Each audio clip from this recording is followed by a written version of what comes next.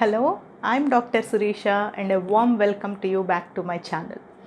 In this particular video, we shall discuss all about transactional leadership, yet another leadership style which managers may follow, okay, which is transactional leadership.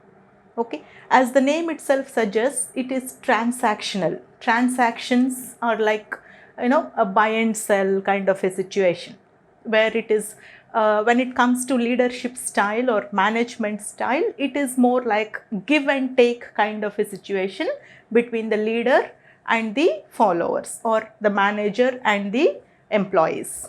It is like we are discussing here more of a give and take kind of a scenario, where all the employees, like whoever are working under the manager or a leader, they are quite very clear about what to do, who to do, when to do, everything will be quite clearly well defined.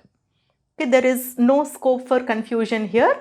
The leader or the manager, that person, he clearly sets the goals, clearly directs the followers or the employees regarding what is expected of them and who is to do what and when to complete the goal or the objectives, the time frame, etc. Everything will be very clearly defined. Okay, so the employees are like, they know what to deliver to the leadership. Okay, so it is a very clear cut thing where the transaction or where the style of management or leadership is more like give and take. You know what you are receiving and you know what you have to give. Okay, and the evaluation of the employees will be based on predefined goals and objectives. Okay, like when the employees are very clear about what they are supposed to do and when they are supposed to deliver the results and everything, they also will be very objectively evaluated. There is no scope for bias here. Okay, they are very objectively evaluated based on the predefined goals or predefined standards. There is no like personal bias or something like that. It's a very clear cut kind of a transaction between the leader and the followers. Okay. Also, the motivation of the employees will be purely based on rewards and recognition. Okay, here as an employee, you know what you are going to get if you perform so and so task.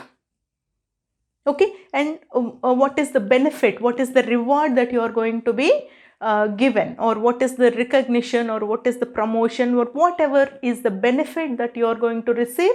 The employees will be very clear about what they are going to get when they perform a predefined set of tasks.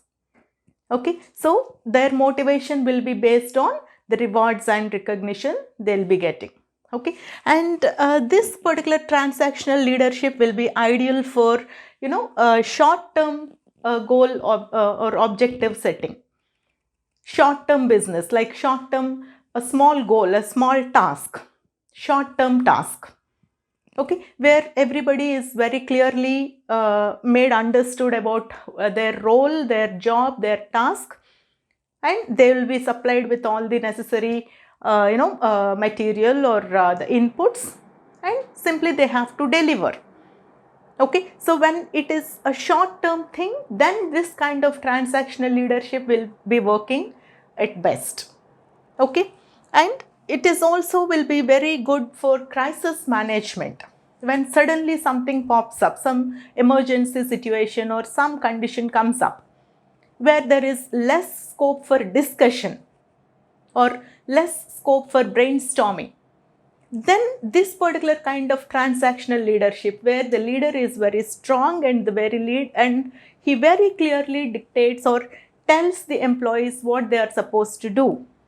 So here it's a crisis situation. So there is less time, emergency kind of a situation in a business where you have to take immediate decisions, and those decisions must be immediately executed.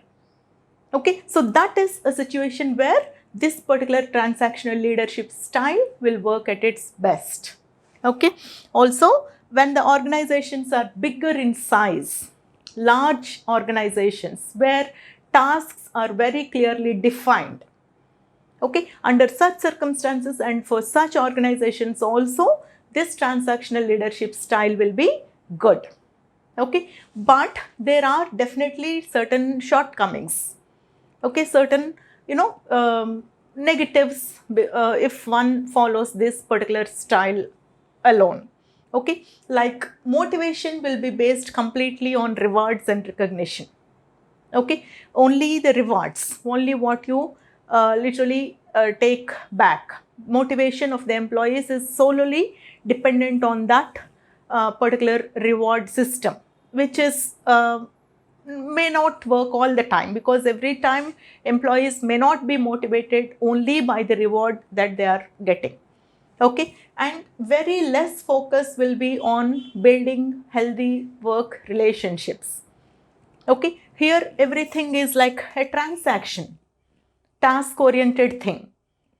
Okay, in transactions you are giving, you are taking, you are giving, you are taking. So that's it. There is no scope here for building better workplace relationships, cordial work environment.